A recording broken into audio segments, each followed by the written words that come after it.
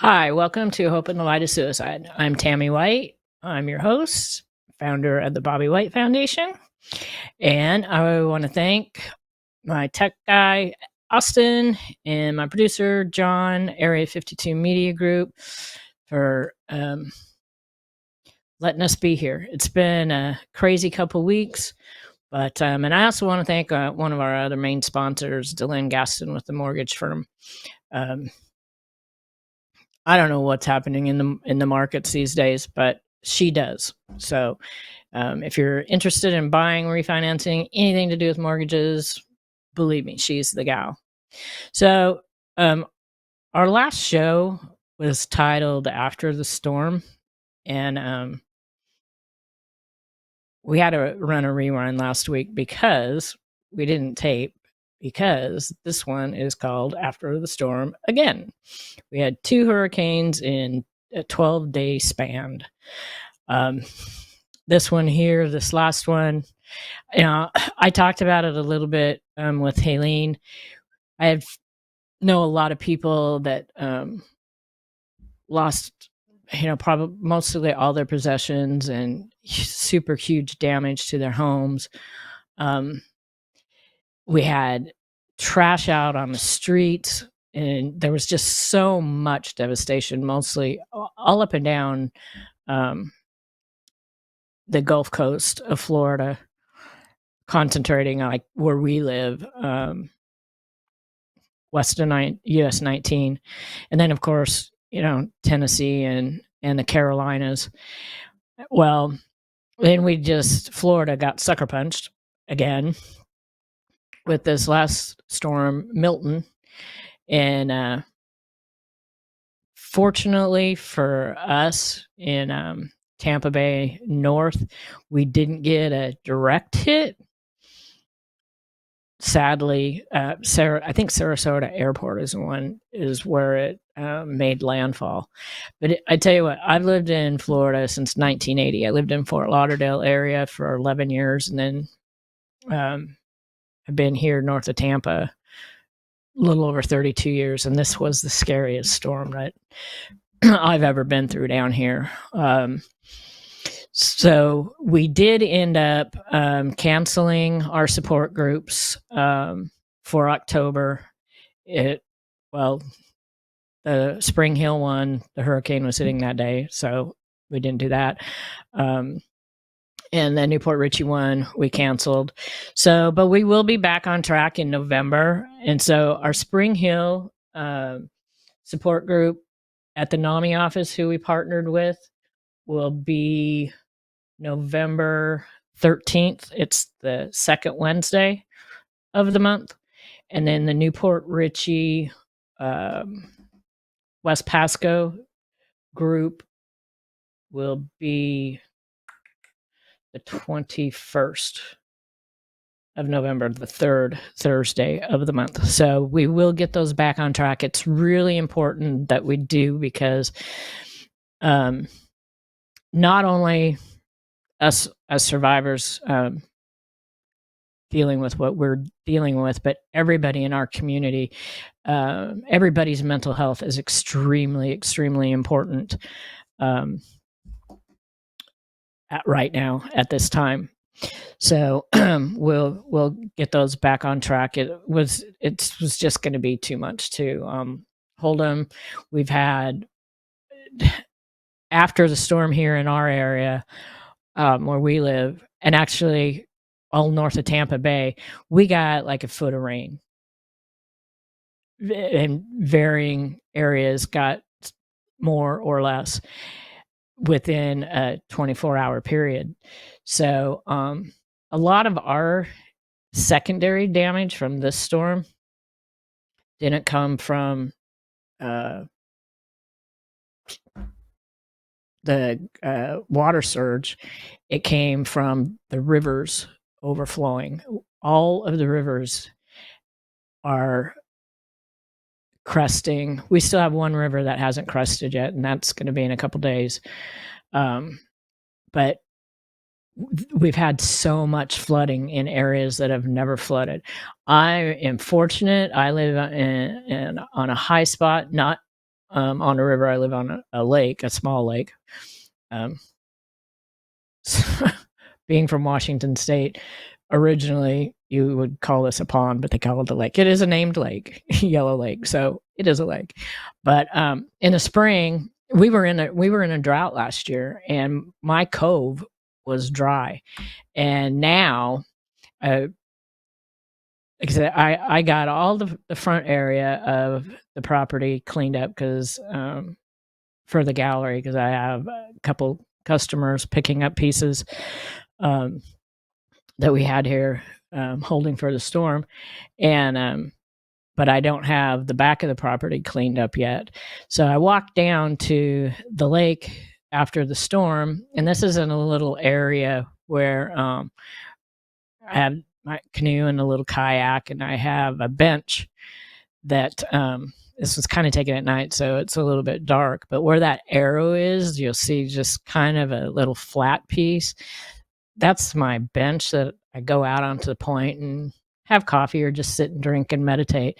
But I can't even walk down there. I mean, that's all the debris from the Australian pines. Off to the side, we have this little area between my neighbor and I. We call it our forest. And I have a little path that I can get to her house through that forest. But the thing is just a mess. So, and that's just a little bit of it. My entire back of my property is that way. You can't even walk around out there in flip-flops. It's just, but I got lucky. Most of our neighbors, we did pretty good. My neighbor Kathy, the first storm, she had a tree come down on her roof, a branch. This one, she had one come down and was leaning on, we think it was the cable lines. But our tree guys came out right away and got that taken care of for her. And then the kids across the street, and over the last 2 storms, they've lost like 8 oak trees. And they had some panels from their fence blow out. We do have a street light that's leaning a little bit, but I wasn't going to go, but it's a group. We meet for lunch, kind of a networking group, little kind of a lax networking group. But friend of mine, she called and she needed to get out of the house.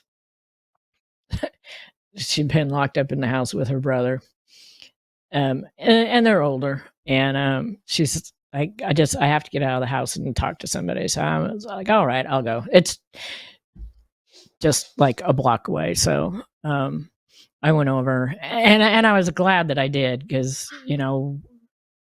pretty much have been held up here haven't gone very many places in the last couple weeks. And so anyways, I went over and had lunch and was talking with her and another friend of mine. She was there, and she happens to be a friend who lost her house in the first storm in Helene. And so their house is down to bare bones, all appliances. I mean, just everything it was just devastated, because they live right on the water on a canal. And she wasn't doing good. She broke down crying. A friend, he kind of set her off. He's a smart aleck, but he didn't realize, how devastated her life was at this time. And that's one thing that I told them instead of doing my 30-second commercial is, right now, with everybody in our communities around here, even those of us who didn't have a lot of damage, this is really hard on us mentally, because we're dealing with what we're dealing with, and then we're seeing our friends go through all this devastation and heartbreak. I mean, she couldn't even buy a garbage can. She said she finally found one, because I was going to go through and see if I had one I can give her, just a kitchen garbage can. A lot of our stores are really light with inventories, and gas has been hard to get. I finally went out Wednesday morning and got gas, but I don't know if the gas pump was working right or not. It said that I only put 7 gallons worth of gas in, and I should have put like 20 in, but I don't know, I'm gonna have to go do that again at a different pump and see what happens. But it's just nobody. There's no routine, and people just need to be a little extra kind to people, because you don't know what they're going through when we're not going through a disaster, but particularly when we're going through a disaster. I pulled up this thing from the CDC, and it's the coping with a disaster or traumatic event. So these are things, to keep in mind. Now, first, we have to take care of ourselves, because if we don't take care of ourselves, we're not going to be able to help others. And so many people in our communities need our help, but we have to take care of us so that we can do that. So, steps to take care of yourself: you got to take care of your body and make sure you eat healthy, get rest. And it's really hard to do all of these things on a good day, let alone when we're going through a disaster. But we need to get our rest, and we need to connect with people. And that's kind of like what my thing was yesterday, was connecting with my friends and seeing what they needed, what I can do to help, even if it's just lending an ear. We did that. Another friend of ours, after the meeting, we just kind of, the three of us, just sat around and just talked, because she's just, it's overwhelming. It's just overwhelming. But there's, things, how to help your children through this. Our kids didn't go back to school till the middle of the week. I think Hillsborough County still isn't going back to school till Thursday, I believe. All of our kids, I think in Pasco, went back to school on Wednesday. But anyways, and here's, common signs that somebody is in distress, whether it's a family member, coworker, or friend. Keep your eyes and ears open, and for yourself too. Feelings of fear and anger, sadness, worry, numbness, frustration, all those are all feelings that you're going to go through when going through a disaster like this. Changes in appetite, energy, activity levels. I notice it. I mean, my appetite, I've had to really force myself to eat. That's been difficulty concentrating and making decisions. You get so overwhelmed in these cases. It's just, the whole thing is just overwhelming. It's like, where do you start? Where do you go? Where do you begin? What can you do today? It's hard. Difficulty sleeping or nightmares. I've had that since Bobby died, and going through, something like this, it certainly doesn't help. Often, worsening of chronic health problems, increased alcohol, tobacco, other drugs. You got to be careful with all this stuff. For me, I mean, I try to think that I don't get stressed, that I'm not as stressed out as I am, but with me, like now, my face is broke out. Going through, even though it's been 8 years since Bobby died, going through these storms like this, it certainly hasn't gotten easier, especially when we have to cover the windows. So that room that is our most vulnerable, I had to just figure out how am I going to cover these windows without help, and I could have more got help. I know I could have, but everybody else had to take care of their property too and secure their property. So how was I going to do this? So it's something that I can do on my own, because I can't lift a 4x8 sheet of plywood and cover my windows. I'm 5'2 3/4" tall in the morning, I think, and 115 pounds. I can't do it. But I can't. I came up with a plan, and it was kind of ironic that, because you're if you let it and let it go in a way, your brain can come up with some really amazing ideas. And so I came up with this idea.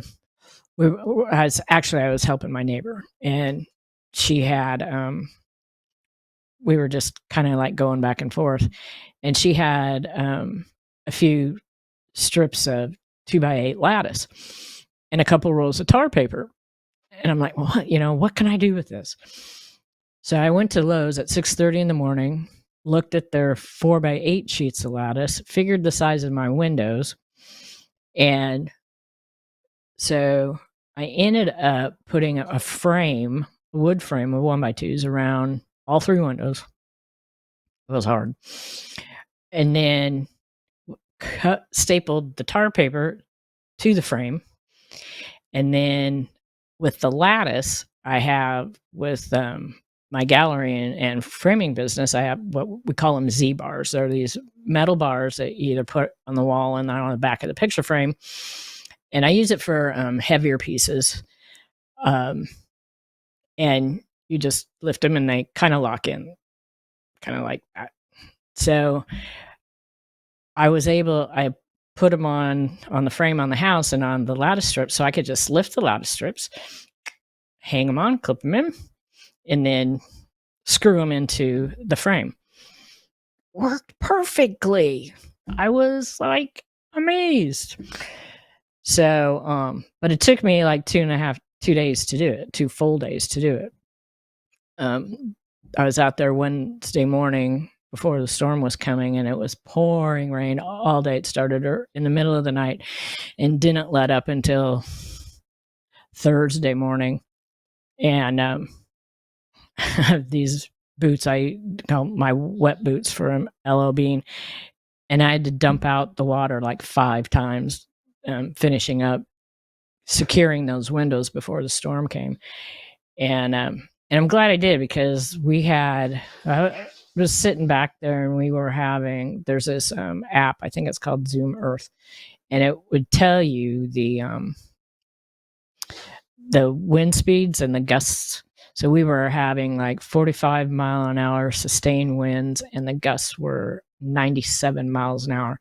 And I tell you what, I was sitting back there in that living room, and those wind gusts were coming through. It was scary. The scariest storm I've ever been through. But I'm glad that I put the window coverings up. I still haven't taken them down yet. They'll probably come down Sunday, maybe. We don't have a storm out there anywhere. But anyways, so the mental fatigue with people is going to be real. It's going to be widespread. It's going to be difficult. And everybody needs to give everybody some grace. I've heard some horror stories out there of people going out to eat and treating the server horrifically. They're going out to eat because they don't have power. But those servers, they probably don't have power at their house either. And yet they're in there to serve you. And they're going through the exact same thing that you're going through. So people, just be kind. This isn't something that's going to go away soon. This is going to take, I bet some of my friends that have so much damage to their homes, a year to rebuild. I mean, we're probably going to be in hurricane season next year. And hopefully they'll be back in their homes by then. But the mental health part of it is just, I feel it. I feel the fatigue of it, and I didn't even have any damage, but my friends did, and it's just, it just affects people. It just does. Um, so keep those. I'm gonna, actually, I already have. I put that pamphlet, that flyer from the CDC on the foundation, the Bobby White Foundation Facebook page. So, and I'll repost it on this page too. So it'll be easier to get to. But it is so important. It's going to be a long road to recovery for a lot of people. And people's lives were lost. So, and if you can, print this out, keep it handy, share it with people. Because this damage is, a good portion of the southeastern part of the United States, and keep it handy. It'll help, and we'll continue to share more things that'll help. So prior to this happening, for quite a while, we reviewed some books, and I like to go back to some of the books that I've read or reviewed that I think helped me. And one of them was Finding Meaning, The Sixth Stage of Grief by David Kessler. He just released, and I have one here, a workbook to that. And I do this. I like to do this. I do it for myself, for my healing, but so that I can heal, so I can help others. It's it's twofold for me. But so anyway, so I started going through this workbook, and I'm gonna review. I have highlighted in the book, because it has different sections for different types of losses and grief. Complicated relationships, suicide, mental illness and addiction. It's a really good book. I guess that's where, I ended up here, starting the foundation and the show, searching for the meaning of, and it's not that you're going to get the answers, but for me, it's being able to help other people and let other people know that, as difficult as it is, you don't have to go through it alone. There's unfortunately many people out there that are just like us, but there's a lot of good stuff in here. And this one is this workbook, Tools for Releasing Pain and Remembering with Love. And he has on the back here, love is the antidote for the pain of grief. And you often hear, what is it? Grief is the price of love. And the deeper the love, maybe the deeper the grief. I know this has been hard. I mean, it's something that's unimaginable. And I thought I'd already gone through the unimaginable when I lost my first husband, Michael, to a careless driver. That was just, horrific. Taking him to work one day and not ever seeing him again.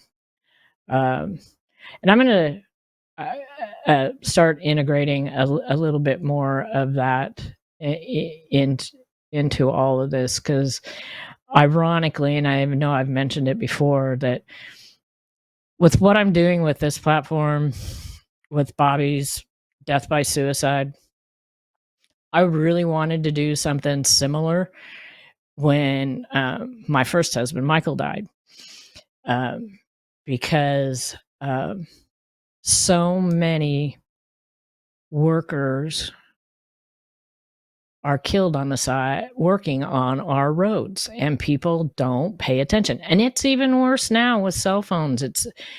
I mean, it's just crazy. Bobby had a couple incidences. Of course, he didn't tell me until afterwards, but we're going to start bringing, some more of this stuff into this education and awareness. So don't forget, we still, as far as I know, are Out of the Darkness Walk for Pasco County is still on for November 2nd at Sims Park. You can register with that QR code. I'll be emceeing there, and we'll have a table there. I'm hoping with some little goodies that, and all the stuff with Pasco County Parks and Recs has been postponed. So when I know when that's going to be, I'll let you know. Art for Hope is on for next year. We have the date. It's going to be September 11th, same time, same place. So we look forward to working towards that. And our quote for today is, remember, after the storm passes, you'll walk out stronger. You may not think so. You may not feel it in the midst of it, but you will. So don't forget to have the phone numbers in your phone. 988, you can call or text. You can text 741-741, veterans, press number 1. So many people are going through so much right now. It's difficult times, but we can do it. We can do it together. We can support each other. And remember, there is always hope, even now. Thank you.